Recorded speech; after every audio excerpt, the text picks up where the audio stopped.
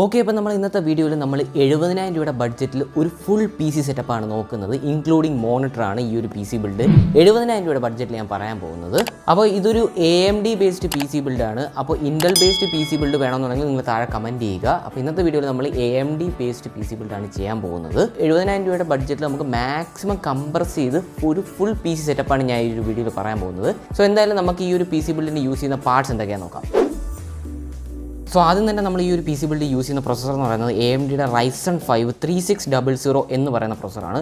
ഇതൊരു 6 core 12 thread പ്രൊസസ്സറാണ്. ഈ ഒരു പ്രൊസസ്സറിൻ്റെ ബേസ് ക്ലോക്ക് വരുന്നത് 3.60 GHz 4.20 GHz ആണ് ടെർബോ വരുന്നത്.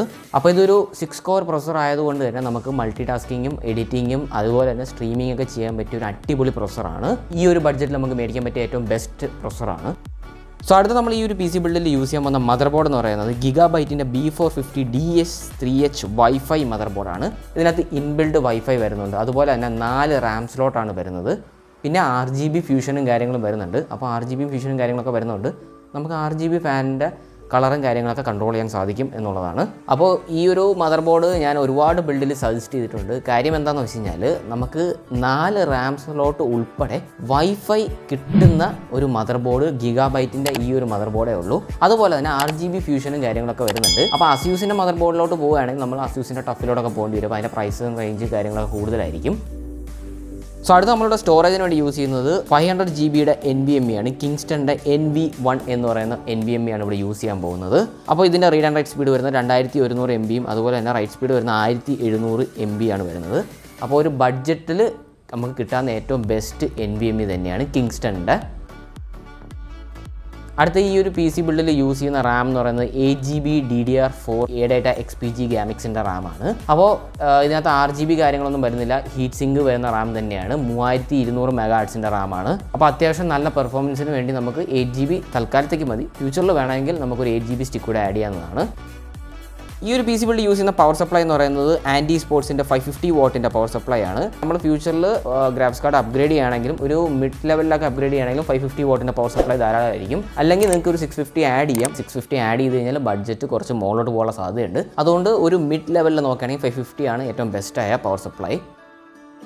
അപ്പോൾ ഈ ഒരു പി സി ബിൽഡിൽ യൂസ് ചെയ്യുന്ന കേസ് എന്ന് പറയുന്നത് നിങ്ങളുടെ ഇഷ്ടത്തിന് നിങ്ങൾക്ക് ചൂസ് ചെയ്യാവുന്നതാണ്. കാര്യം ഒരു 3000-3500 രൂപയുടെ ബഡ്ജറ്റ് ഞാൻ ഇവിടെ വേക്കൻ്റ് ആയിട്ട് ഈ ഒരു പി സി ബിൽഡിൽ പാർട്സ് ആഡ് ചെയ്യുമ്പോൾ നിങ്ങൾക്ക് കിട്ടുന്നതായിരിക്കും. അപ്പോൾ ആ ഒരു പ്രൈസ് റേഞ്ചിൽ നിങ്ങൾക്ക് ഏതെങ്കിലും ഒരു അടിപൊളി കേസ് നിങ്ങളുടെ ഇഷ്ടത്തിന് മേടിക്കുന്നതായിരിക്കും ഏറ്റവും ബെസ്റ്റ് ഓപ്ഷൻ. ഞാൻ ഇവിടെ കുറച്ച് ഓപ്ഷൻസ് ഇവിടെ കാണിച്ചിട്ടുണ്ട്. നിങ്ങൾക്ക് അതിൽ ഏതെങ്കിലും ഒരു ഓപ്ഷൻ ചൂസ് ചെയ്യാവുന്നതാണ്.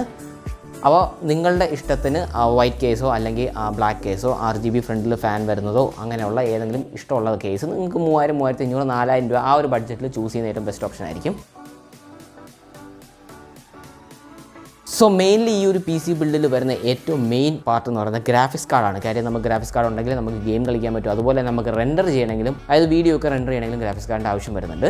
അപ്പോൾ ഇവിടെ ഞാൻ ചൂസ് ചെയ്യുന്ന ഗ്രാഫിക്സ് കാർഡ് എന്ന് പറയുന്നത് NVIDIA GTX 1050 Ti 4GB DDR5 graphics കാർഡാണ്. അപ്പോൾ എന്തുകൊണ്ട് 1050 Ti യൂസ് ചെയ്തതെന്ന് വെച്ച് കഴിഞ്ഞാൽ ഈ ഒരു ബഡ്ജറ്റിൽ നമുക്ക് നിർത്തണമെങ്കിൽ 1050 മാത്രമേ നമുക്ക് ഈ ഒരു പീസിൽ ആഡ് ചെയ്യാൻ പറ്റത്തുള്ളൂ. കാര്യം എന്ന് വെച്ച് കഴിഞ്ഞാൽ 1650 നമ്മൾ പോവുകയാണെങ്കിൽ ബഡ്ജറ്റ് കുറേ മുകളിലോട്ട് പോകുന്നതായിരിക്കും.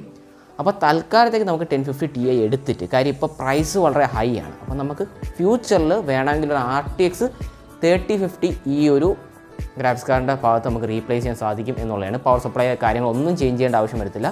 കുറച്ചുകൂടെ ഒരു 25-30% വരെ നമുക്ക് പെർഫോമൻസ് കൂടുതൽ കിട്ടുന്നതായിരിക്കും RTX 3050 ഒക്കെ ഇതിനകത്ത് ആഡ് ചെയ്യുമ്പോൾ. അല്ലെങ്കിൽ RTX 2060 വരെ നമുക്ക് ഇതിനകത്ത് ആഡ് ചെയ്യാൻ സാധിക്കും. അപ്പോൾ തൽക്കാലത്തേക്ക് ബഡ്ജറ്റ് ഗ്രാഫിക്സ് കാർഡിൻ്റെ ബഡ്ജറ്റ് കൂടുതലാണ് നമുക്ക് 1050 Ti എടുക്കുന്നതായിരിക്കും ഉചിതമായ ഓപ്ഷൻ എന്ന് എനിക്ക് തോന്നുന്നു. അതുകൊണ്ടാണ് ഞാൻ ഇതിവിടെ ആഡ് ചെയ്തിട്ടുള്ളത്. സോ അടുത്ത് നമുക്ക് ഈ ഒരു പി സി ബിൽഡിൽ ആഡ് ചെയ്യാൻ പറ്റിയ ഏറ്റവും ബെസ്റ്റ് മോണിറ്റർ ഏതാണെന്ന് നോക്കാം. ഈ ഒരു ബഡ്ജറ്റിൽ നമുക്ക് കിട്ടാവുന്ന ഏറ്റവും 2 മോണിറ്റേഴ്സ് മാത്രമേ ഞാൻ ഇവിടെ പറയുന്നുള്ളൂ. കാര്യം ഇത് 2 ഗെയിമിംഗ് മോണിറ്റേഴ്സാണ്. ഇതിന് റീഫ്രഷ് റേറ്റും കൂടുതലാണ്. സോ നമ്മൾ ആദ്യത്തെ മോണിറ്റർ എന്ന് പറയുന്നത് AOCയുടെ G22490VX എന്ന് പറയുന്ന 24 ഇഞ്ചിൻ്റെ 1080p ഫുൾ HD മോണിറ്ററാണ്. ഇതിൻ്റെ റീഫ്രഷ് റേറ്റ് വരുന്നത് 144 Hz ആണ് റീഫ്രഷ് റേറ്റ് വരുന്നത്. അതുപോലെ തന്നെ 1 millisecond ആണ് ഇതിൻ്റെ റെസ്പോൺസ് റേറ്റ് വരുന്നത്. AMD ഫ്രീസിംഗ് ടെക്നോളജി ഇതിനകത്ത് വരുന്നുണ്ട്. അപ്പോൾ ഇതൊരു IPS പാനലല്ല VA പാനലും ആണ് വരുന്നത്. അപ്പോൾ VA പാനൽ എന്ന് പറയുമ്പോൾ നമ്മൾ സൈഡിൽ നിന്നൊക്കെ നോക്കുമ്പോഴത്തേക്കും ചെറിയ രീതിയിലുള്ള ടിൻഡിങ് ഇഷ്യൂസ് ഒക്കെ കാണാൻ സാധിക്കും. കണ്ടന്റ് ക്രിയേഷന് കുറച്ചുകൂടെ ബെസ്റ്റ് IPS പാനലാണ്. പക്ഷേ IPS പാനൽ ഈ ഒരു പ്രൈസ് റേഞ്ചിൽ കിട്ടുന്നതായിരിക്കില്ല. അതുകൊണ്ട് തൽക്കാലം നമുക്ക് VA പാനൽ എടുക്കാം. VA പാനൽ പെർഫോമൻസ് കുറവാണെന്നല്ല ഞാൻ പറയുന്നത്, സൈഡ് വ്യൂവിംഗ് ആംഗിൾ നിങ്ങൾക്ക് ക്ലിയർ ആയിട്ട് കിട്ടാൻ സാധിക്കത്തില്ല. അതുകൊണ്ടാണ് VA പാനലിൽ ചെറിയ ഇഷ്യൂ. അതുപോലെ തന്നെ പക്ഷേ VA പാനൽ IPS പാനലായിട്ട് നോക്കുമ്പോൾ റെസ്പോൺസ് റേറ്റ് കുറച്ചുകൂടെ ബെറ്റർ ആയിരിക്കും. സോ അടുത്ത നമ്മൾ രണ്ടാമത്തെ മോണിറ്റർ എന്ന് പറയുന്നത് LGയുടെ അൾട്രാ ഗിയർ എന്ന് പറയുന്ന 24 ഇഞ്ചിൻ്റെ ഫുൾ HD 144 ഹെർട്സിൻ്റെ മോണിറ്റർ തന്നെയാണ്. 1 മില്ലി സെക്കൻഡ് ആണ് ഇതിൻ്റെയും വരുന്നത്. അതുപോലെ തന്നെ നമുക്ക് ഇതിൻ്റെ ഹൈറ്റ് അഡ്ജസ്റ്റ് ചെയ്യാനും സാധിക്കും ഈ ഒരു മോണിറ്ററിൽ. അപ്പോൾ ഈ ഒരു മോണിറ്ററിൽ ഒരു ചെറിയ ഡിസഡ്വാൻറ്റേജ് ഉണ്ട്. കാര്യം ഇത് ഗെയിമിങ്ങിന് ബെസ്റ്റാണ്, പക്ഷേ കണ്ടന്റ് ക്രിയേഷന് ഒട്ടും ബെസ്റ്റ് അല്ല. കാര്യം ഇതിൽ വരുന്നത് TN പാനലാണ്. അപ്പോൾ TN പാനലിൽ നമുക്ക് കളർ റേഷ്യോ ഒന്നും അത്ര നിങ്ങൾ പ്രതീക്ഷിക്കുന്ന അത്ര പെർഫെക്റ്റ് ആയിട്ടുള്ള കളർ റേഷ്യോ ആയിരിക്കില്ല കിട്ടുന്നത്. കളർ റേഷ്യോ എപ്പോഴും IPS പാനലായിരിക്കും കുറച്ചുകൂടെ ബെറ്റർ ആയിട്ട് കിട്ടുന്നത്. പക്ഷേ റെസ്പോൺസ് റേറ്റ് വളരെയധികം ഫാസ്റ്റ് ആയിരിക്കും. ഗെയിമിങ്ങിന് ഏറ്റവും ബെസ്റ്റ് TN പാനലാണ്. അപ്പോൾ ഈ ഒരു പ്രൈസ് റേഞ്ചിൽ കിട്ടാവുന്ന ഏറ്റവും 2 ബെസ്റ്റ് മോണിറ്റേഴ്സാണ് ഞാൻ ഇവിടെ പറഞ്ഞിട്ടുള്ളത്. അപ്പോൾ വീഡിയോ നിങ്ങൾക്ക് ഉപകാരപ്പെട്ടെന്ന് തോന്നുകയാണെങ്കിൽ തീർച്ചയായിട്ടും ലൈക്ക് അടിക്കുക. അതുപോലെ തന്നെ ചാനൽ സബ്സ്ക്രൈബ് ചെയ്തിട്ടുണ്ടെങ്കിൽ തീർച്ചയായിട്ടും ചാനൽ സബ്സ്ക്രൈബ് സപ്പോർട്ട് ചെയ്യുക. അപ്പോൾ അടുത്തൊരു വീഡിയോ കാണുന്നതിലേക്ക് ബൈ.